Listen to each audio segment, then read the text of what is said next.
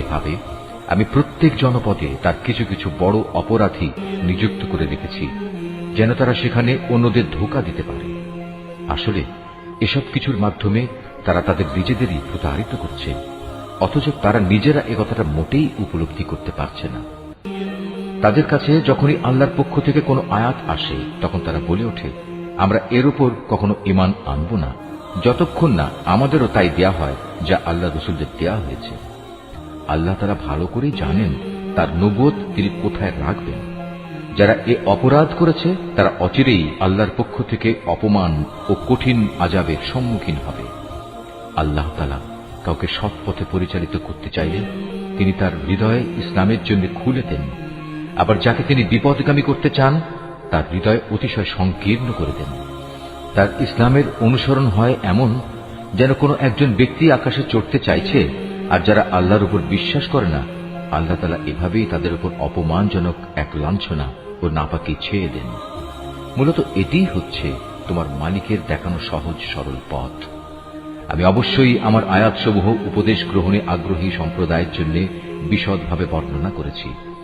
তাদের মালিকের কাছে রয়েছে তাদের জন্য শান্তির এক সুন্দর নিবাস। আল্লাহ তাআলাই তাদের অভিভাবক। দুনিয়ায় তারা যা করত এটা হচ্ছে তারই বিনিময়। স্মরণ করো, যেদিন আল্লাহ তাআলা সবাইকে একত্রিত করবেন, তখন তিনি শয়তানরূপী জিনদের বলবেন, হে জিন সম্প্রদায়, তোমরা তো বিভিন্ন সময় অনেক মানুষকে গোমরা করেছ। এ সময় মানুষের ভেতর থেকে যারা তাদের বন্ধু, তারা বলবে, হে আমাদের মালিক, আমরা এক একজনকে ব্যবহার করে দুনিয়ার জীবনে প্রচুর লাভ কামিয়েছি, আর এভাবেই আমরা চূড়ান্ত সময়ে এসে হাজির হয়েছি যা তুমি আমাদের জন্য নির্দিষ্ট করে রেখেছিলে। আল্লাহ তাআলা বলবেন, হ্যাঁ, আজ তোমাদের সে গুমরাহির জন্য তোমাদের ঠিকানা হচ্ছে জাহান্নামের আগুন, সেখানে তোমরা চিরকাল থাকবে। অবশ্য যাদের আল্লাহ তাআলা আযাব থেকে বাঁচিয়ে দিতে চাইবেন তাদের কথা আলাদা। তোমার মালিক অবশ্যই প্রজ্ঞাময় ও সম্যক অবহিত। আমি এভাবে একদল জালেমকে তাদেরই অন্যায় কার্যকলাপের দরুন আর একদল জালেমের উপর ক্ষমতাবান করে দেই। আল্লাহ তাআলা সেদিন আরো বলবেন, হে জিন ও মানুষ সম্প্রদায়, বলো, তোমাদের কাছে কি তোমাদেরই মধ্যে থেকে আমার এমন এমন সব রসুল আসেনি যারা আমার আয়াতগুলো তোমাদের কাছে বর্ণনা করত? উপরন্তু যারা তোমাদের ভয় দেখাতো যে তোমাদের আজকের এ দিনের সম্মুখীন হতে হবে? সেদিন ওরা বলবে, হ্যাঁ, এসেছিল, তবে আজ আমরা আমাদের নিজেদের বিরুদ্ধেই সাক্ষ্য দিচ্ছি। মূলত দুনিয়ার জীবন এদের প্রতারিত করে রেখেছিল। তারা নিজেদের বিরুদ্ধেই একথা সাক্ষ্য দেবে যে তারা আসলেই কাফের ছিল। এটা এজন্যে যে তোমার মালিক অন্যায়ভাবে এমন কোন জনপদের মানুষকে ধ্বংস করেন না যার অধিবাসীরা সত্য দিন সম্পর্কে সম্পূর্ণ গাফেল থাকে। তাদের নিজস্ব কর্ম অনুযায়ী প্রতিটি ব্যক্তির জন্যই তার মর্যাদা রয়েছে। তোমার মালিক তাদের কাজকর্ম সম্পর্কে মোটেই উদাসীন নন। তোমার মালিক নিজে কারো মুখাপেক্ষী নন। দয়া ও অনুগ্রহের মালিক তিনি যদি চান তাহলে তোমাদের এই জনপদ থেকে সরিয়ে নিতে পারেন এবং তোমাদের পরে অন্য যাদের তিনি চান এখানে এনে বসিয়েও দিতে পারেন, যেমনি করে তোমাদেরও তিনি অন্য সম্প্রদায়ের বংশধর থেকে উত্থান ঘটিয়েছেন। তোমাদের কাছে যে প্রতিশ্রুতি দেয়া হচ্ছে তা অবশ্যই আসবে, আর তোমরা আল্লাহকে ব্যর্থ করে দেওয়ার ক্ষমতা রাখো না। তাদের তুমি বলে দাও, হে আমার জাতি, তোমরা নিজ নিজ জায়গায় যা যা করার করে যাও, আমিও আমার করণীয় করে যাব। অচিরেই তোমরা জানতে পারবে কার জন্য পরিণামের সুন্দর ঘর নির্দিষ্ট রয়েছে। জালেমরা কখনো সাফল্য লাভ করতে পারে না। স্বয়ং আল্লাহ তাআলা যে শস্য উৎপাদন করেছেন এবং গবাদি পশু সৃষ্টি করেছেন, এই মূর্খ ব্যক্তিরা তারই এক অংশ আল্লাহর জন্য নির্দিষ্ট করে রাখে এবং নিজেদের খেয়াল খুশি মতো একথা বলে, এ অংশ হচ্ছে আল্লাহর জন্য আর এ অংশ হচ্ছে আমাদের দেবতার জন্য। অতঃপর যা তাদের দেবতাদের জন্য রাখা হয় তা কখনো আল্লাহর কাছ পর্যন্ত পৌঁছায় না। যদিও আল্লাহর নামে যে ভাগ রাখা হয় তা শেষতক তাদের দেবতাদের কাছে গিয়েই পৌঁছে। কত নিকৃষ্ট তাদের এই বিচার! এভাবে বহু মুশরিকের ক্ষেত্রেই তাদের দেব দেবীরা তাদের আপন সন্তানদের হত্যা করার জঘন্য কাজও একান্ত শোভনীয় করে রেখেছে। এর উদ্দেশ্য হচ্ছে তাদের ধ্বংস সাধন করা এবং তাদের গোটা জীবন বিধানকেই তাদের কাছে সন্দেহের বিষয়ে পরিণত করে দেয়া। অবশ্য আল্লাহ তাআলা চাইলে তারা কখনো এ কাজ করত না। অতএব তুমি তাদের ছেড়ে দাও, মিথ্যা রচনা নিয়ে তাদের তুমি কিছুদিন ব্যস্ত থাকতে দাও।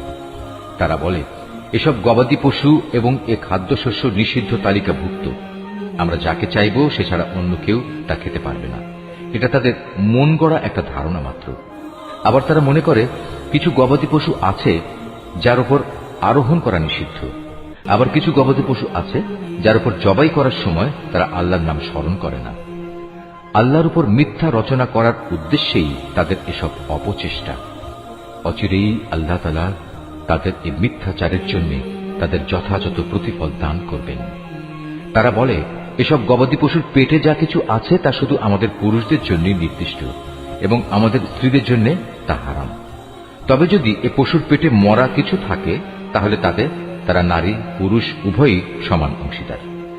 আল্লাহ তাআলা অতি শীঘ্রই তাদের এ ধরনের উদ্ভট কথা বলার প্রতিফল দান করবেন, কেননা তিনি হচ্ছেন প্রবল প্রজ্ঞাময়, তিনি সর্বজ্ঞ।